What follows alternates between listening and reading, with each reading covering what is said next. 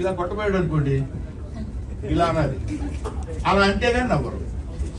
అలా నవ్వటం కోసం 24 గంటలు ప్రయత్నం చేసి రిహార్సల్ చేసుకుని కష్టపడి తీసుకొచ్చి మిమ్మల్ని నవ్వించడానికి మా ఏడుపోతారు.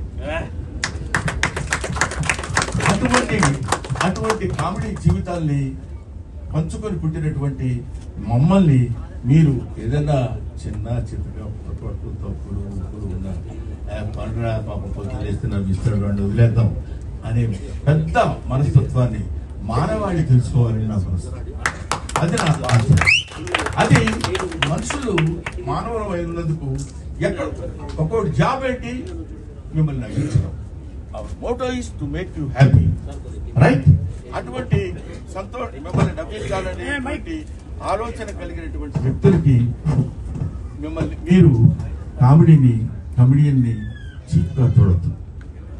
అభిమానించండి, ఆదరించండి, ఆరాధించండి, అల్లరి మాత్రం చేయొద్దు. This is my personal request. అవును, 40 సంవత్సరాల సుదీర్ఘమైన చరిత్రలో ఎంతో మంది ఎన్నో రకాలైన, ఇప్పుడు మా జనరేషన్ వాళ్ళు తెలుసుకోవాల్సినటువంటి విషయం ఏంటంటే, మా జనరేషన్ అంటే ఇప్పుడు మేము ఉన్న వాళ్ళకి, if you allow others you will become first man, if you don't allow others you will become last man.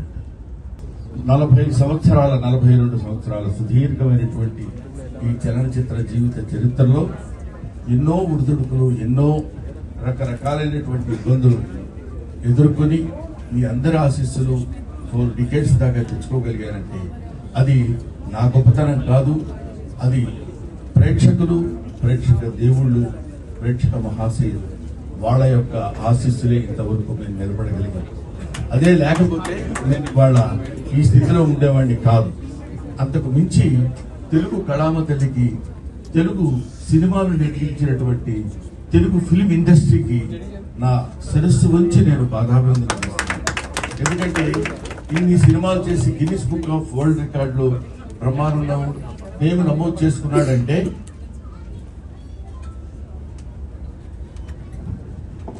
ఇన్ని సినిమాల్లో చేసి పేరు నమోదు చేసుకున్నాడంటే ఇన్ని సినిమాలు చేయడానికి గొప్ప కాదు. ఇన్ని సినిమాలు నిర్మించినటువంటి నిర్మాతలు, దర్శకులు ఉన్నటువంటి తెలుగు కళావతరి యొక్క గొప్పతనం. వాళ్ళు నిర్మించిన సినిమాలు ఉండబట్టే మేము ఇన్ని సినిమాలు చేయగలిగాం. కాబట్టి ఇటువంటి అవకాశాన్ని నాకు కల్పించినటువంటి మహనీయులకు అందరికీ చిన్న పెద్ద తేడా లేకుండా, ప్రభు వెక్కిన పల్లకి కాదు అది మోసిన బోయీలు ఎవ్వరని, లైట్ మెన్ దగ్గర నుంచి అందరూ ప్రతి వాళ్ళు సహకరించి మేము ఈ స్థితిలో ఉండటానికి, ఈ స్థితిలో ఉండేటువంటి పరిస్థితి తెచ్చినందుకు వారికి సహస్రద పాదాభివందనం చేసుకుంటున్నాను.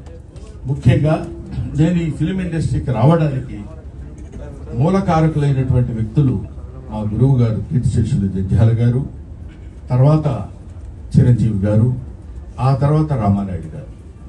ఈ 3 పేర్లు నేను ఎందుకు చెప్తున్నానంటే, ఎక్కడో నేను నటిస్తున్నటువంటి నాలో ఉన్నటువంటి యాక్షన్ని క్యాచ్ చేసి తీసుకొచ్చి వీళ్ళకి ఇండియా సినిమాకు పరిచయం చేయాలని, అప్పుడు చట్టబ్బాయి సినిమాలో చిరంజీవి గారు నటిస్తుంటే ఆయనకి నన్ను పరిచయం చేసి, ఆ పరిచయం ద్వారా నన్ను చెన్నైకి తీసుకొచ్చి చెన్నైలో అందరికీ పరిచయం చేసినటువంటి చిరంజీవి గారు.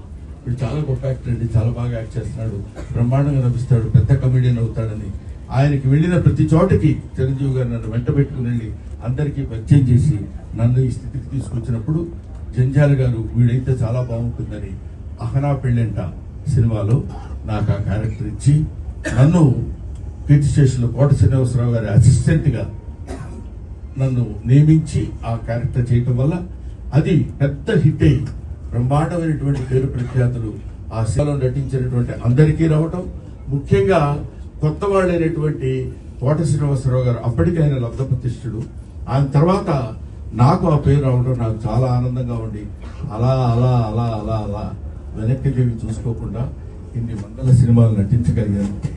అది నా గొప్పతనం అని నేను ఏనాడు ఫీల్ అవ్వలేదు. కొంతకాలం వరకు ఫీల్ అయ్యేవాడిని, చాలా గొప్ప నటుడిని నేను, లేకపోతే నన్ను వీళ్ళందరూ మామూలుగా ఏదో పెద్ద కుడింగిరేయుడు అని అనుకుంటున్నారంటే కొంచెం కాలు రేగేసుకుని నడిచిపోయిన రోజులు ఉన్నాయి. ఎందుకంటే ఒక స్టేజ్లో ఏంటంటే ఒక లవ్ అనేది అంటే ఒక స్థితి అనేది అప్పుడప్పుడు పరిస్థితులను బట్టి మారుతుందంటానికి నేను DD8లో దాన్ని ఏమంటారు టీవీ దూరదర్శన్లో మాట్లాడేటప్పుడు అక్కడ నేను చేసిన యాక్షన్కి అందరూ పక్కపక్కల బ్రహ్మానందం అని అంటే చాలా ఆనందపడిపోయాడు. అబ్బో మనకు చాలా పెద్ద పేరు వచ్చింది అని. మున్సిపాలిటీ బండిలాగా చెత్తబడులు వస్తాయి చూడండి, ఎక్కడైనా యాంటీనా ఉన్న ఇల్లు ఉంటే అక్కడ ఆగేవాడిని. అంటే వాళ్ళు బయటకు వచ్చి చూసుకుంటే బ్రహ్మానందం అంటారేమో అని ఆనందం. సో అటువంటి స్టేజ్ నుంచి ఇవాళ Brahmanandam he became a house hold comedian అనేటువంటి స్థితికి పరమేశ్వరుడు నన్ను ఇక్కడ తీసుకొచ్చాడు. నేను ఇందాక చెప్తున్నాను, చాలా సందర్భాల్లో నేను వెంకటేశ్వర స్వామి గురించి ఎందుకంటాను, ఇందాక రఘురామకృష్ణరాజు గారు